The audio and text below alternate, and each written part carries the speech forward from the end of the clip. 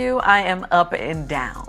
Obviously, going through a divorce is definitely not the easiest thing. You know, sometimes, you know, you're cool, you know what I mean? You move in, you mix in, you move in, and you're hanging out with friends. But then sometimes you have your moments of sadness. Baby, Kandi Burruss and Todd Tucker are officially calling it quits, and the streets are hotter than candy-coated nights trying to figure out what really went down. Because let's be honest, this divorce got more plot twists than a whole season of Real Housewives of Atlanta. Was it that rumored open marriage swinging a little too wide? Did Todd really step out on her? Or did Kandi just get tired of being the family's walking ATM? Maybe, just maybe, all that long-distance living finally turned their marriage into a business arrangement with tax benefits. Kandi herself once joked they were only getting it in once a week.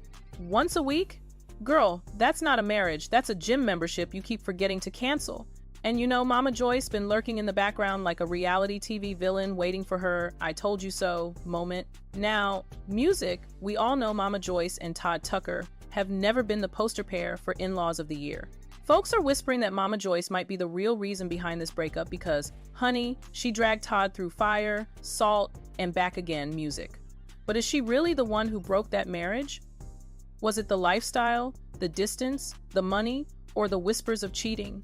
It's a work in progress. Are we working at it? We working at it. That's fair. Even though I do feel you're opportunist. What do you think I'm getting out of it? What you getting out of it? This doesn't impress me. This It house, might not do this house, I none mean, of this but the impresses woman me. itself, Oh, look. I love her to death. Well, you're gonna have to prove that to me now. I got my, and I got people that they get back to me. Live with that at least if I know it and I get it from you and I get it from everybody else. My main concern, Candace says she don't know at what time that I stopped liking you. I didn't stop liking you. I stopped respecting. Music word is, Kandi might even end up paying some of Todd's legal fees, and the details leaking out are making this divorce look messier by the day. Apparently, Todd didn't want to be the one to file first because he's planning to seek alimony. And in Georgia, when one spouse makes way more like Kandi does with her multiple businesses, royalties, and income streams, the court can absolutely tell her to cut him a check. Todd's also saying he doesn't even have stable housing since he sold his New Jersey apartment, which might help his claim for temporary financial support. Now, yes, Kandi's prenup protects everything she owned before the marriage, the houses, the companies, the coin, music, but anything they shared in joint accounts and all that income earned during their time together is still fair game to be split. In Chile, Todd's reportedly considering going for full custody of the kids, even though Kandi wants joint custody. That right there could open up a whole new battlefield in court. Okay, quick rewind. Music. Kandi and Todd met in 2011 when he was working as a producer for RHOA Season 4. Word is, when the cast went to South Africa, Todd couldn't help himself from shooting his shot even though it could have cost him his job. Funny thing, Kandi later revealed that while she was in South Africa, a healer told her she'd be seeing wedding bells soon and that her future husband was right there with her.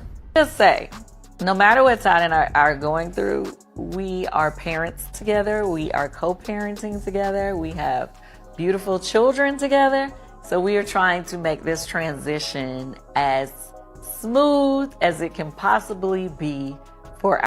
Turns out that prophecy hit right on target. They dated, got engaged in 2013, and music tied the knot the next year.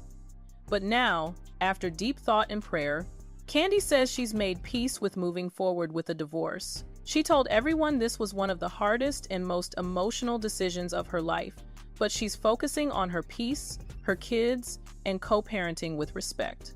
She added, "I'm stepping into a new chapter, pouring into my work, my family, and my growth. I'm grateful for everyone who supported us over the years, and I ask for privacy and grace as we navigate this transition." She even opened up on an Amazon live stream, admitting this wasn't a snap decision. She'd been thinking about it for a while. Music, and as much as it hurts, her top priority now is raising their kids the right way and keeping things civil with Todd. Now, Kandi didn't spill all the details about why she filed, but trust me, the theories are wild. According to court docs, Kandi and Todd have actually been legally separated since July 15, 2025 music. But let's not pretend there isn't more brewing under the surface. For starters, Kandi has always been open about her music fluidity and the fact that she and Todd sometimes brought third parties into their marriage.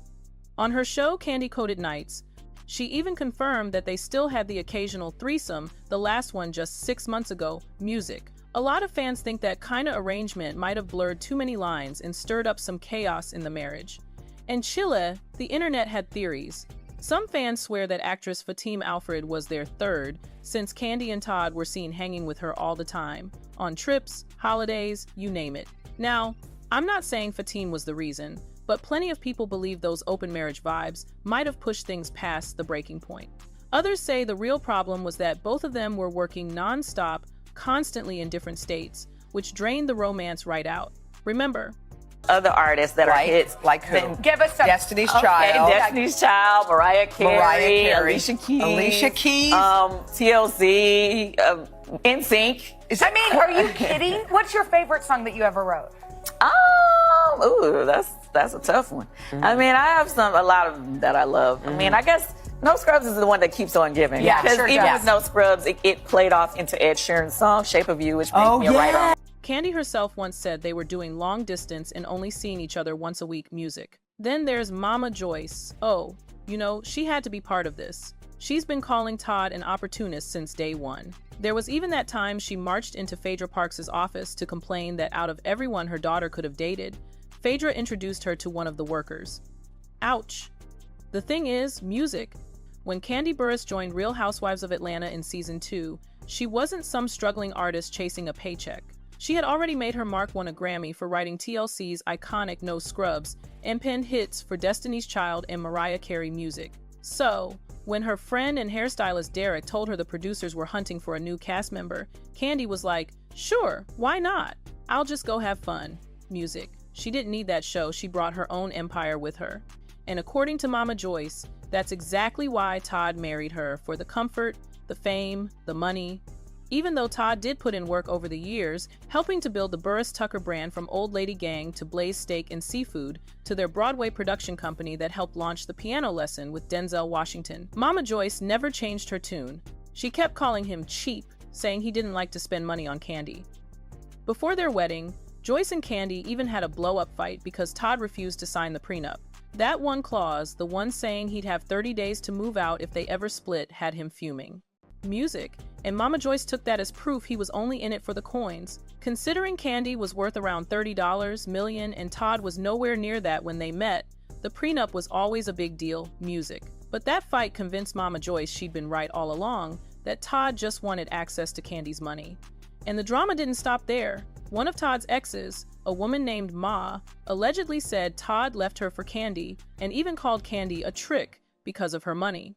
She claimed Todd was just trying to climb into Atlanta's elite circle music. Through the years, Mama Joyce never hid how she felt about Todd. She once said she started doubting him after he stopped working right after producing Kim and Kroy's wedding special. She said, most producers go find another gig music, but Todd took 2.5 months off talking about he saved up money. I didn't like that. Then she said straight up that she lost respect for him as a man and as her daughter's husband because he wasn't being the provider music. Oh, and it gets even pettier. Mama Joyce once looked at pictures of Todd's parents and said his father's background was questionable. Music. At one point, she even accused Kandi's best friend Carmen of sleeping with Todd. Can you imagine? Many people say Kandi's partly to blame too because she let her mama go too far. She should have put some boundaries in place instead of turning Mama Joyce's disrespect into a storyline music. But Kandi always said Todd should be the one to respect her mother no matter what. There was even a time Mama Joyce skipped a baby shower because Todd didn't speak to her at a restaurant. Kandi thought he was being rude, music. But Todd fired back that after everything Joyce had said about him, why was he expected to smile and pretend? Still, Kandi took her mom's side, saying he should always show respect to his elders' music. So yeah, the streets believe Mama Joyce finally got what she wanted, that divorce. And since the prenup keeps Kandi's pre-marriage money safe, Todd will only get half of what they made together, music.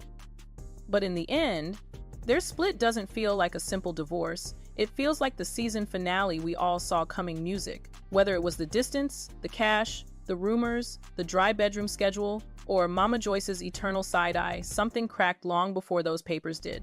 More tea is definitely gonna spill soon. Meanwhile, What do you think really ended this marriage? Drop your thoughts down in the comments, because baby, this story ain't done brewing yet, and chilla. If you thought that was the end of it, oh no, the plot thickens. Because people close to the couple are whispering that this divorce has been bubbling under the surface for years.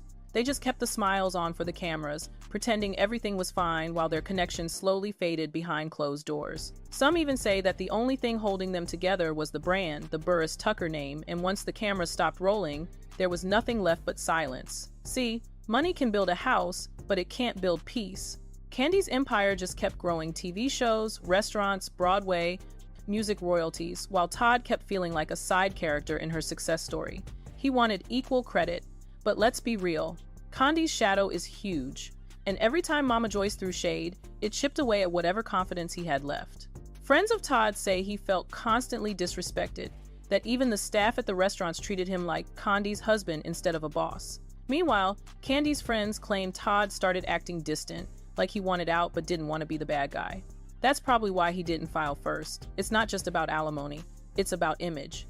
Now, the fans are torn half are defending Candy, saying she gave him everything and he still wanted more. The other half swear Todd was never really accepted by her world. But one thing everybody agrees on, this story's far from over. Because in Atlanta, honey, divorces don't end quietly. They end with confessions, cameras, and maybe another spin-off waiting in the wings.